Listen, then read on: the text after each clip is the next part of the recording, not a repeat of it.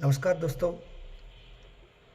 कौन सा mutual fund में आपको निवेश करना है, आपको पोर्टफोलियो में कौन सा म्यूचुअल फंड ऐड करना है, या कौन सा म्यूचुअल फंड को आपको पोर्टफोलियो से बाहर का रास्ता दिखाना है, कंप्लीट सोल्यूशन चाहिए तो आप मेरे साथ जुड़ सकते हैं।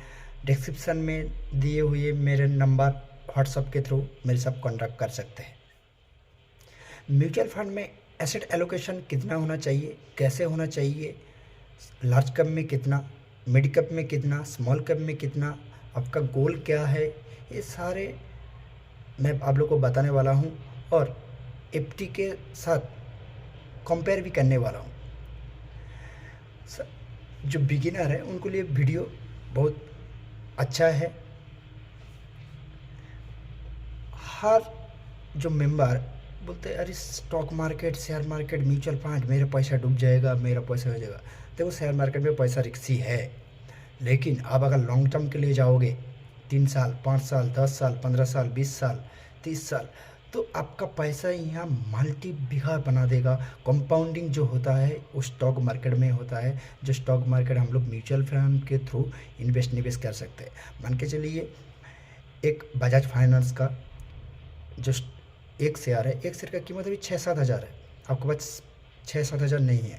हम लोग क्या करते हैं, मिनिमम 500 रुपये के थ्रू एक एसआईपी स्टार्ट किया। उसी पैसा एएमसी, मतलब कुछ भी एएमसी के साथ जा सकते हैं, उसमें आप निवेश किया तो वो सारे को सारे पैसा क्या इकट्ठा करके फंड मैनेजर कुछ कुछ जगह में निवेश करता है। उसमें हम लोग को फ़ायदा मिलता है हर चीज़ के।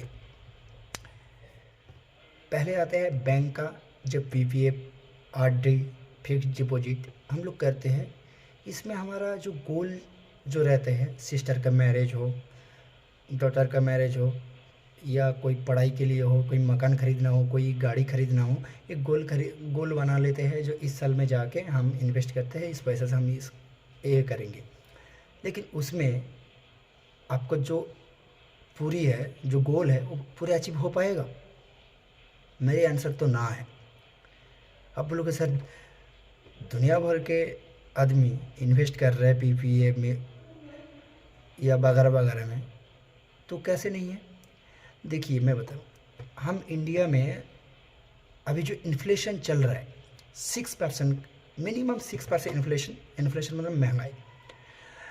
अब अगर 1 लाख रुपया मान के चलिए पीपीएम में रख दिया, जिसका इंटरेस्ट 7.1 है, मतलब 1 साल बाद आपको 1 लाख रुपया है, 1,07,000 हुआ, 1,07,000। लेकिन 1 साल में तो आपको जो महंगाई है 1,06,000 हो गया।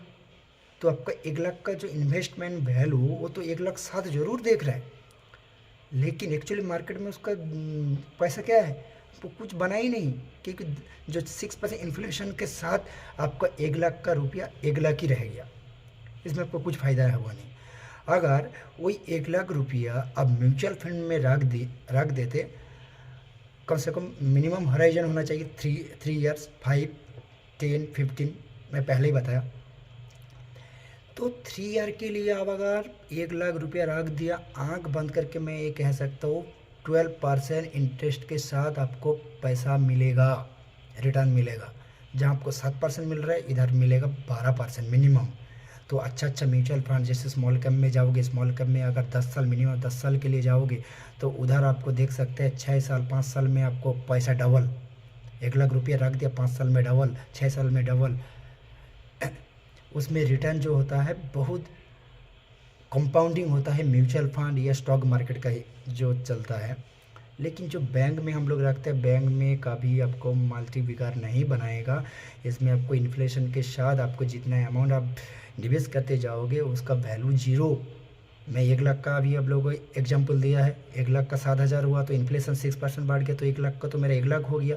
वो 1 लाख अगर मैं म्यूचुअल फंड में रख दिया 3 साल के, उसमें जो मिनिमम 12% जो हम मान के चल रहे 12%, मिनिमम हम तो आंख बंद करके 15% तक मिलेगा।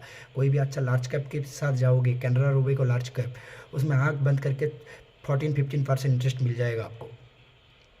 या कोई स्मॉल कैप के साथ 5 ईयर्स, 10 ईयर्स के जाओगे, उसमें 18%, 20%, 22%।